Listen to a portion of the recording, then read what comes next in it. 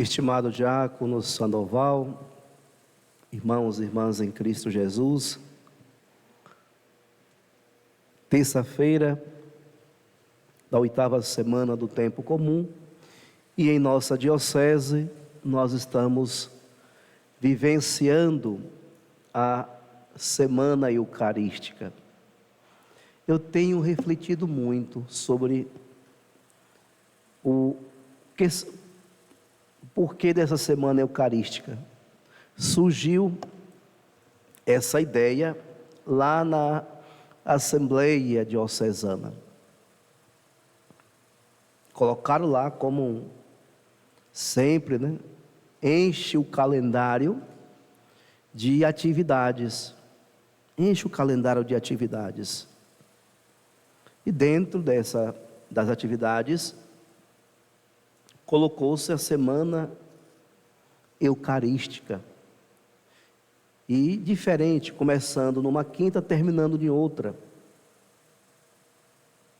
E desde quando começamos, na quinta-feira, que eu tenho refletido por quê que em nossa diocese está sendo realizada essa Semana Eucarística. Hoje eu fui para a reunião do clero, esperando assim ouvir, na partilha dos padres e sobretudo na motivação do bispo, alguma coisa assim para essa Semana Eucarística. Hoje deve sair alguma coisa lá. Eu fui nessa expectativa, mas voltei frustrado, porque só falaram assim: estamos na Semana Eucarística, precisamos viver a Semana Eucarística, refletir um pouco mais sobre a Eucaristia. Falei, a Semana Eucarística, eu acho que aqui em Bicaraí já aconteceu um congresso eucarístico há muitos anos atrás.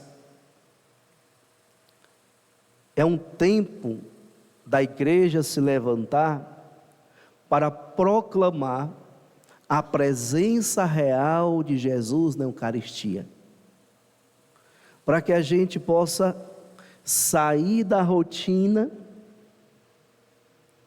até mesmo daquele velho costume de ir sempre à missa. Minha obrigação é ir à missa. É você sair desse costume e resgatar o verdadeiro significado de você ir à missa. Eu preciso saber por que eu vou à missa todos os domingos. Eu tenho que ir porque hoje, não sei quem inventou essa frase, mas está aí todos os dias falando: domingo sem missa, semana sem graça. Domingo com missa, semana com graça. Todo mundo fala isso, mas como eu estou participando da missa? O que significa eu participar da missa? A minha presença na missa, qual é o verdadeiro sentido, o verdadeiro significado? Caríssimos irmãos e irmãs, eu tenho pensado muito sobre essa questão. E esses dias eu estava lembrando uma imagem, um vídeo que eu vi de uma pessoa que deixou cair a hóstia no chão, e uma freira extremamente devota de Jesus na Eucaristia, na hora que a hóstia cai no chão, ela vai também junto para recolher. E imediatamente, não sei de onde surgiu alguém que já veio correndo com um sanguíneo, e ali onde a hóstia estava, ficou fazendo o processo de purificação no chão. Um gesto que me chamou muito a atenção. Eu até falei: acho que é um zelo exacerbado com a Eucaristia, ou se realmente é isso que devemos fazer. Ora, é isso que devemos fazer, porque é a presença real de Jesus na Eucaristia, é Jesus mesmo que está ali. Então, essa semana eucarística quer chamar muito a nossa atenção de como estamos nos relacionando com a presença de Jesus na Eucaristia.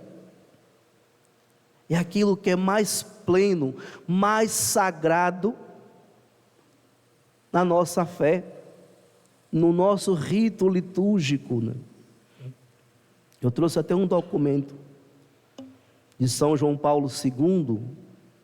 Os documentos dele são todos riquíssimos, né? Mane nobisco domine, quer dizer, é um documento que ele instituiu para o ano jubilar da Eucaristia em 2005. Com certeza aqui na paróquia vocês rezaram e refletiram com esse documento, que ele é tão pequenininho, mas de uma profundidade, uma riqueza, que de vez em quando precisamos aprofundar. E o Papa, em poucas palavras, ele vai apresentando para nós o sentido e o significado da Eucaristia na vida da igreja e também em nossa vida. O que é a Eucaristia? Primeiro ele vai dizer, presença real. Jesus se faz presente, é verdade, Ele está ali. E por isso então, precisamos ter um zelo, um amor. Precisamos nos voltar para a presença de Jesus na Eucaristia. Ao receber, precisamos sentir a presença do Senhor no coração. Por isso esse cuidado que precisamos ter, esse zelo e sobretudo esse amor com a presença de Jesus na Eucaristia, pois Ele se faz presente, é verdade, Ele está aqui. Então, quando vamos receber Jesus na Eucaristia, precisamos examinar bem a nossa consciência, se estamos aptos, preparados mesmo para aquele encontro com o Senhor. E, com muita devoção e com muito zelo, com muito desejo de sentir a presença dEle em nosso coração. São João Paulo II também vai dizer que a Eucaristia é fonte de luz. Jesus se apresentou dizendo, eu sou a luz do mundo. Receber Jesus na Eucaristia é receber a luz de Deus. Por isso a gente precisa entender isso. Comungar a presença de Jesus na Eucaristia, na espécie do pão consagrado, é se encher da luz do divino, do sagrado. Então aquele que está em comunhão com Cristo na Eucaristia, nele não existe trevas, não existe escuridão. O nosso olhar precisa ser um olhar iluminado pela presença de Jesus em nossa vida. O mundo é visto com um olhar diferente. O crivo que nós olhamos o mundo agora não é mais o nosso, mas é a partir da luz de Cristo que está em nosso coração e em nossa vida. Pois Ele é verdadeiramente a luz. Eu sou a luz do mundo.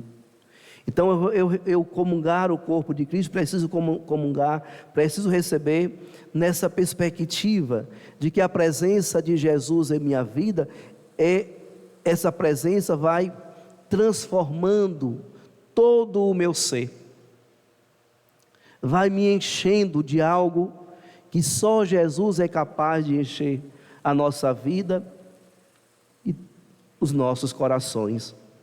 Daí então, caríssimos irmãos e irmãs, podemos agora voltar um pouquinho para a palavra de Deus, para os textos bíblicos que hoje foram proclamados nessa noite. A carta de São Pedro, mais uma vez, ele insiste na experiência ou na perspectiva da salvação. Ele vai dizer, irmãos caríssimos, esta salvação tem sido objeto das investigações e meditações dos profetas. Todos os profetas, eles pregavam, estudavam, rezavam, sempre nessa perspectiva da salvação. Instruía e animava o povo de Israel: o dia da vossa salvação vai chegar. O objeto de investigação, de meditação e de pregação era motivar o povo que um dia eles iriam alcançar a salvação. E o povo era nutrido por essa esperança. Esperavam: quando será, Senhor? Quando será que vai chegar o dia da nossa salvação? Quem nos trará a salvação? E eles viviam então movidos por esta salvação, por essa esperança. Procuram saber a que época e a que circunstâncias se referia o Espírito de Cristo que estava neles, ao anunciar com antecedência os sofrimentos de Cristo e a glória consequentemente. Quando fala de sofrimento, às vezes nós não gostamos nem de ouvir, pior sentir. Mas a salvação que vem de Deus exige também passar pela experiência do sofrimento.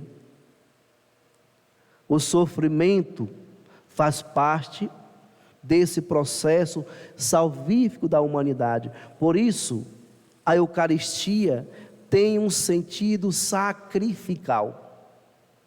Ao celebrar a Eucaristia, nós celebramos o sacrifício de Jesus, celebramos o seu sofrimento, mas não só o seu sofrimento, mas celebramos também a sua glória. Por isso nós, ao participarmos de Cristo, da sua vida, por meio do batismo e da Eucaristia, precisamos estarmos também abertos para essa experiência do sacrifício. Passar pelo sacrifício para alcançar a glória e alcançar a salvação. Pois a salvação vem de Deus.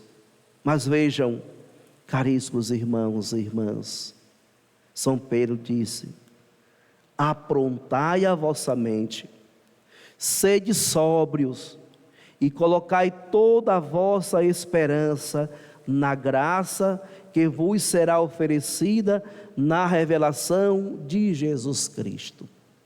Sobriedade, precisamos ter sobriedade e precisamos depositar a nossa esperança na graça de Deus que se manifesta, que se revela na pessoa de Jesus Cristo. Como filhos obedientes,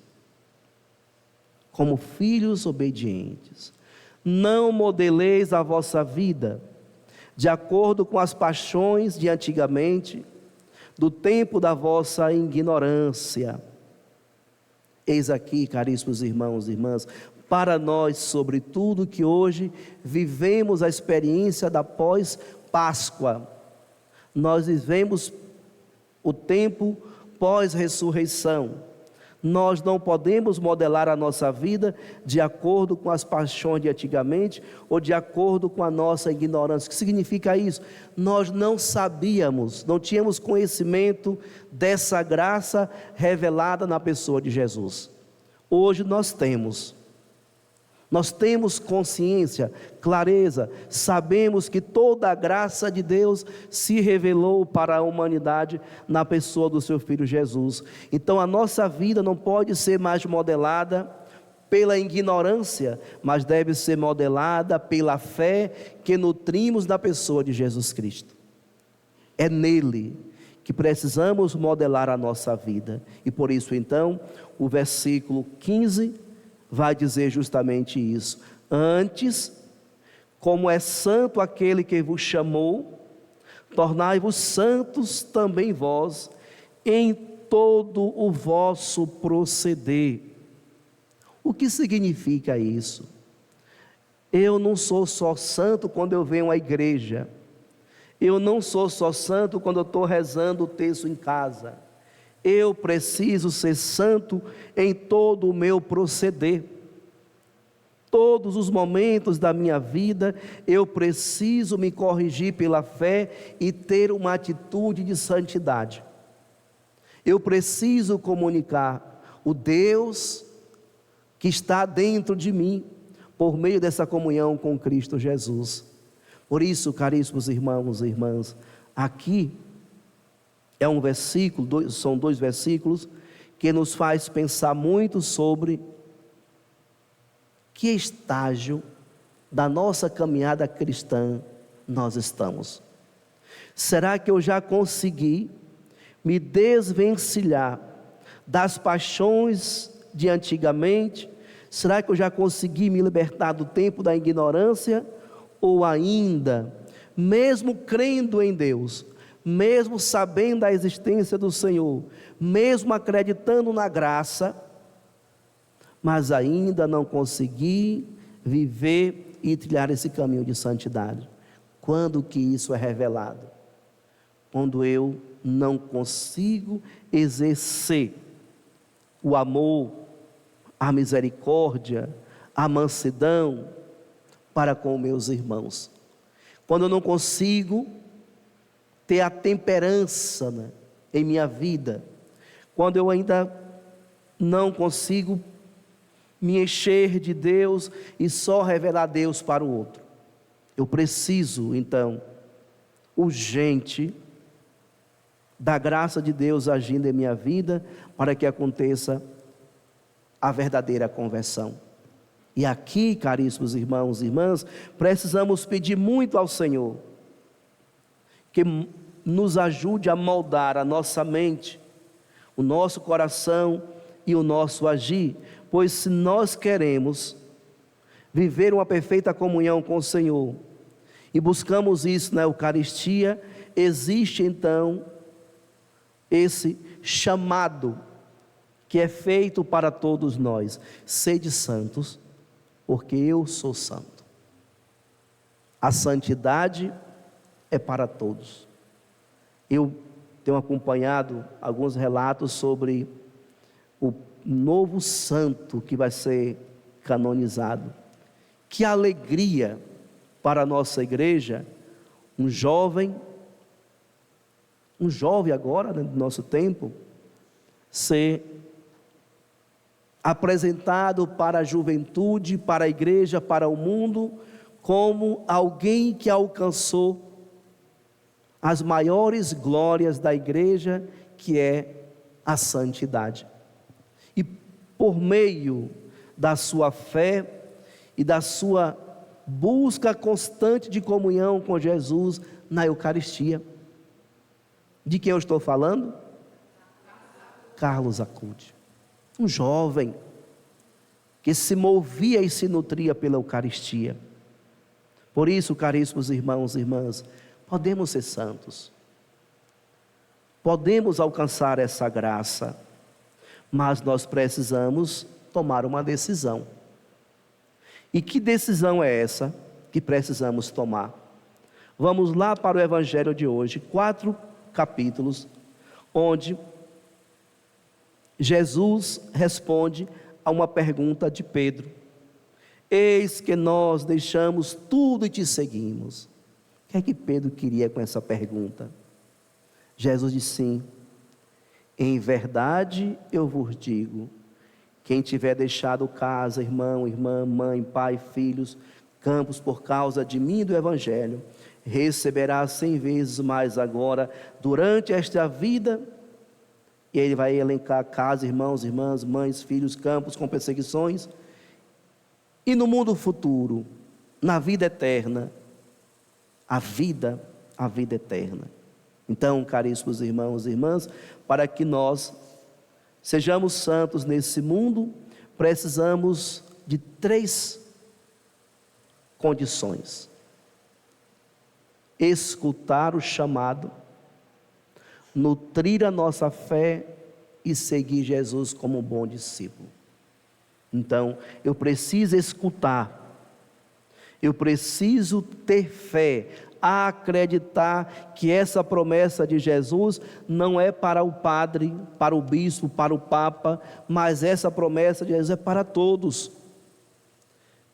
Deixar não significa abandonar o esposo, a esposa, para viver 24 horas na igreja. Tem pessoas que fizeram isso.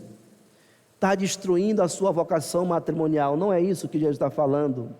Mas eu preciso saber onde está o lugar de Jesus. Ele deve estar acima do meu casamento, do meu trabalho, acima de todas as coisas. Porque Jesus harmoniza tudo em nossa vida. Então, se a gente muda, coloca as coisas acima de Jesus, desarmoniza tudo na nossa vida. Não tem mais luz. A vida vira uma escuridão, trevas. Não existe mais paz. Não existe mais misericórdia, não existe mais amor.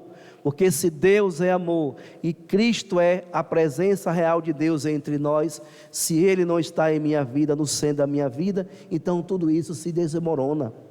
Por isso então, caríssimos irmãos e irmãs, a promessa de Jesus é para todos nós. E quem faz essa experiência, consegue viver aqui nesse mundo,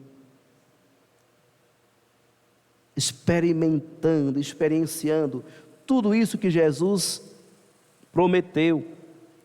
Irmãos, quem é fiel na sua pastoral, no seu movimento, quem vive bem o seu pastoral, o seu movimento, quem é irmão mesmo, quantos irmãos vai estar junto com você? Quantas pessoas chegam junto com você todos os momentos? Mas tem gente que está na pastoral, no movimento, mas não é irmão. Precisa saber o que Jesus está falando aqui. Terá muitos irmãos, irmãs, mães, filhos, campos. Terá tudo. Jesus está dizendo, você tem tudo se você deixar esse mundo por mim. Então, amados irmãos e irmãs, já demorei um pouquinho hoje, né? Teria muito mais coisa para falar. Mas amanhã eu vou estar aqui de novo. Vocês vão me aturar até sexta-feira, graças a Deus. Então, que possamos nos voltar para o centro da nossa fé e o centro da nossa liturgia, o ápice do momento que nós celebramos, que é a presença de Jesus na Eucaristia. E que ao recebê-lo, na espécie do pão e do vinho consagrado, possamos pedir a Ele, que traga para o nosso coração toda a luz que Ele trouxe para o mundo, que possa dissipar da nossa vida todas as trevas, todas as escuridões, e que possamos então enxergar bem, ver o outro verdadeiramente como ele é, nosso irmão e filho de Deus. Louvado seja nosso Senhor Jesus Cristo.